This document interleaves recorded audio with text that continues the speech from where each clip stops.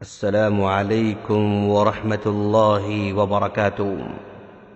سامعین، آداب زندگی کی سیریز میں ہم آپ کا استقبال کر رہے ہیں۔ آج کی اس مجلس میں ہم آپ کو سفر کے آداب کے تعلق سے کچھ باتیں بتانے جا رہے ہیں۔ سامعین، سفر ہماری زندگی کا اٹوٹ حصہ ہے۔ کسی نہ کسی مرحلے میں سفر کرنا ہی پڑتا ہے۔ سفر اگر دین کے مقصد سے ہو تو اجر ہی اجر ہے، ثواب ہی ثواب ہے، نیکیاں ہی نیکیاں ہیں، اور اگر کمانے کے لیے ہے تو بھی اجر ہے۔ اگر یہ سمجھ کر سفر کریں کہ اللہ نے مجھ پر میرے گھر والوں کی پرورش کی ذمہ داری عائد کر رکھی ہے، میں جتنا اپنے گھر والوں کو، بیوی بچوں کو کھلاؤں گا پلاؤں گا، میرے لیے یہ صدقے میں شمار ہوتا ہے۔ اگر یہ سمجھ کر تجارت کے لیے، کمانے کے لیے بھی اگر سفر کیا جاتا ہے تو بھی اس کا سفر ثواب سے خالی نہیں ہوگا بلکہ نیکیوں سے بھرا ہوا ہوگا۔ جب صحابہ کرام سفر کا ارادہ کرتے تو نبی صلی اللہ علیہ وسلم سے کچھ نصیحت طلب کرتے تھے، تو آپ ان کو عام طور پر تقوی کی نصیحت کرتے تھے۔ تقوی کی نصیحت اس لیے کہ جب آدمی اپنے علاقے سے دور ہو جاتا ہے تو گناہوں کے مواقع بڑھ جاتے ہیں۔ جب تک آدمی اپنے علاقے میں ہوتا ہے تو گناہوں سے بچتا رہتا ہے، لیکن جب علاقے سے دور ہو جاتا ہے تو لوگوں کی نظروں میں اجنبی بن جاتا ہے، تو گناہ کے راستے کھلتے جاتے ہیں اور آسان ہوتے جاتے ہیں۔ اسی لیے نبی کریم صلی اللہ علیہ وسلم عام طور پر سفر سے پہلے تقوی کی نصیحت کرتے تھے تاکہ آدمی اللہ سے ڈر کر رہے۔ ترمذی کی روایت کے مطابق ہم کو یہی بات سمجھ میں آ رہی ہے کہ سفر پر نکلنے سے پہلے کسی دینی معلومات رکھنے والوں سے مشورہ کریں۔ اگر سفر بڑا ہو، لمبا ہو اور اہم ہو تو استخارہ بھی کرنا چاہیے۔ جانے سے پہلے ایک مرتبہ استخارہ ضرور کر لیں۔ استخارہ کی تلقین بخاری کی حدیث معلوم ہوتی ہے۔ بہتر ہے کہ سفر پر نکلنے کے لیے ایک گروپ بنایا جائے، کیونکہ بخاری کی روایت کے مطابق جماعت کے ساتھ سفر کرنا زیادہ بہتر ہے، مستحب ہے، کیونکہ پہلے زمانے میں اکیلے سفر کرنے کی صورت میں ڈاکو یا دشمن یا کسی جنگلی جانور کے شکار ہونے کا ڈر تھا، اور دور حاضر میں بھی سفر جماعت کی طرح ہی ہو چکا ہے۔ جیسے ہم بس میں بیٹھ کر جا رہے ہیں تو اجتماعیت کی شکل میں جا رہے ہیں، اسی طرح ٹرین اور ہوائی جہاز کا بھی مسئلہ ہے۔ البتہ اگر کار وغیرہ میں لمبا سفر کر رہے ہیں تو کسی کو ساتھ میں لے کر سفر کریں، اکیلے سفر نہ کریں، کیونکہ کچھ بھی حادثہ ہو تو ایک دوسرے کی مدد کر سکتے ہیں، یا کم از کم حادثے کی خبر تو دے سکتے ہیں۔ ابو داؤد کی حدیث کے مطابق سفر اگر جماعت کی شکل میں کیا جا رہا ہو تو علم اور تجربے والے کو امیر بھی بنایا جائے۔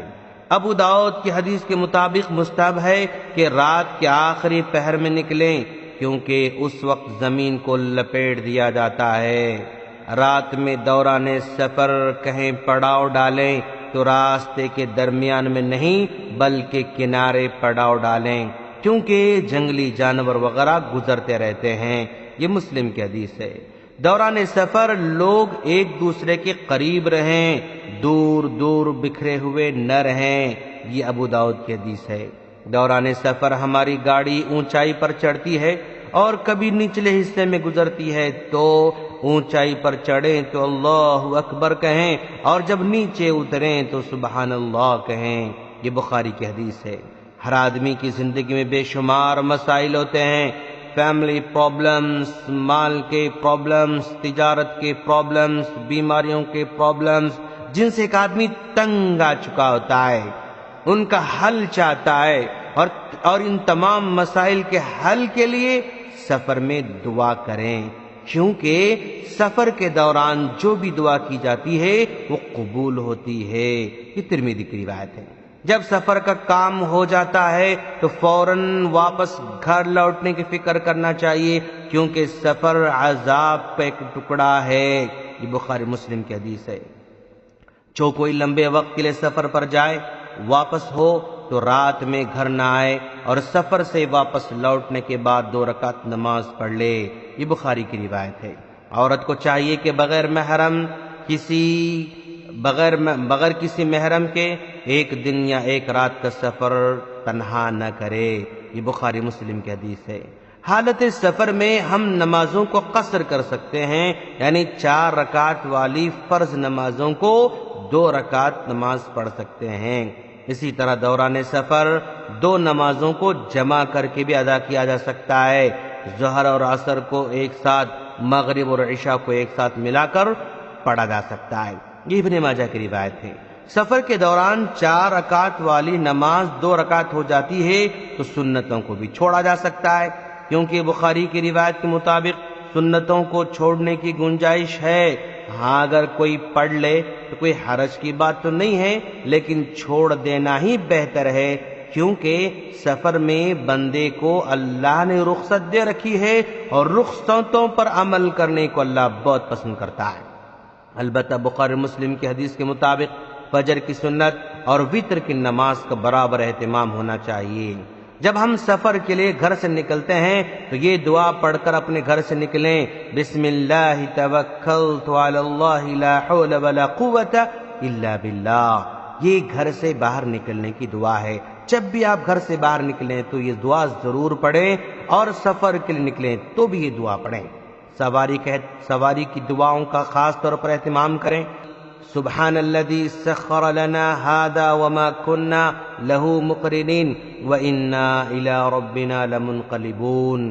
اس دعا کا برابر اہتمام کرتے رہیں، ہمیشہ دعاؤں کا اہتمام کرتے رہیں، کیونکہ آپ جانتے ہیں کہ آج کل حادثات کس تیزی کے ساتھ ہو رہے ہیں، کتنی تیزی کے ساتھ حادثے ہمارے سامنے نظر آ رہے ہیں۔ ان حادثات سے بچنے کے لیے، یا حادثات ہوں بھی تو ہماری خاتمہ بالخیر کے لیے دعا بہت ضروری ہے۔ اگر دوران سفر کسی دشمن کا خوف ہو یا کسی کے دشمنی کا خوف ہو تو کسی کے نقصان کا خوف ہو تو اس دعا کا اہتمام کریں۔ ابو داؤد کی حدیث ہے، اللہ کے رسول صلی اللہ علیہ وسلم کو جب کسی کا خوف ہوتا تو آپ یوں دعا کرتے تھے، اللہم انا نجعلک فی نحورہم ونعوذ بک من شرورہم۔ جب آپ بس میں، ٹرین میں یا ہوائی جہاز کے ذریعے سفر کرتے ہوں تو اپنے ساتھی مسافروں کا ضرور خیال رکھیں، انہیں کوئی تکلیف ہونے نہ دیں۔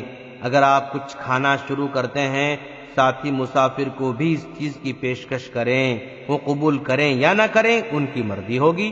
اسی طرح ساتھی مسافروں کے ساتھ بچے ہوں تو خوش دلی کا مظاہرہ کریں۔ بچے ہونے کے ناطے وہ تھوڑا سا شرارت ضرور کریں گے، لیکن ان کی شرارتوں سے بیزار نہ ہوں۔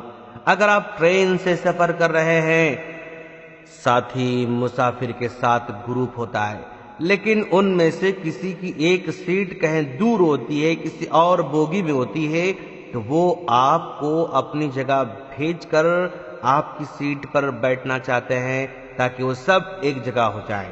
ایسے موقع پر اگر بدلنے میں کوئی دقت نہ ہو تو فوراً راضی ہو جائیں۔ اگر سفر کئی گھنٹوں کا ہو تو گھر سے ہی کھانا پانی لے کر جانے کی کوشش کریں۔ ٹرینوں میں، اسٹیشنوں میں، راستے کے ہوٹلوں میں کھانے کا معیار انتہائی ناقص اور نقصان دہ بھی ہوتا ہے دوستو۔ خاص طور پر اسٹیشنوں پر کھانے کی چیزوں کا معیار بہت ہی ناقص ہوتا ہے۔ جہاں تک ہو سکے اسٹیشنوں کے کھانوں سے ضرور پرہیز کریں، صرف پھل وغیرہ ہی کھانے کو ترجیح دیں۔ آپ جہاں بھی سفر کرتے ہیں وہاں کی چھوٹی موٹی چیزیں گھر والوں کو لاتے رہیں، اس سے گھر والے بہت خوش ہوتے ہیں۔ آج کل سوشل میڈیا میں اپنے سفروں کی تفصیلات نہ ڈالیں، کیونکہ اگر آپ کے حاسدین ہیں تو نقصان ہو سکتا ہے۔ اگر آپ کو بار بار سفر کرنا پڑتا ہو تو آپ کے سفر کے لیے ایک چھوٹا سا بیگ ہونا چاہیے، جس میں برش، پیسٹ، صابن اور پیپر سوپ، اسی طرح چھوٹا سا آئینہ، کنگھی، بخار کے عام ٹیبلٹ، سونف وغیرہ رکھ سکتے ہوں۔ سفر کے عام بیگ میں ایک ہوا کا تکیہ اور ایک شال بھی ہونا چاہیے جو کبھی بھی آپ کو کام آنے والے ہیں۔ ایک پانی کا بوتل بھی ہمیشہ اپنے ساتھ ضرور رکھیں۔ سفر میں ہمیشہ سامان کم سے کم رکھیں۔ اپنے سامان کی خود حفاظت کریں، دوسروں پر زیادہ بھروسہ نہ کریں۔ گروپ کی شکل میں ہوں تو بھی ہر ایک کو اپنے سامان کی حفاظت کی تلقین کریں۔ سفر میں کچھ دینی کتابیں ضرور ساتھ میں رکھ لیں تاکہ وقت ملنے پر مطالعہ کر سکیں۔ ہم اللہ سے دعا کرتے ہیں اللہ تعالی ہم تمام کو ان آداب پر عمل کرنے کی توفیق عطا فرمائے، آمین۔ السلام علیکم ورحمۃ اللہ وبرکاتہ۔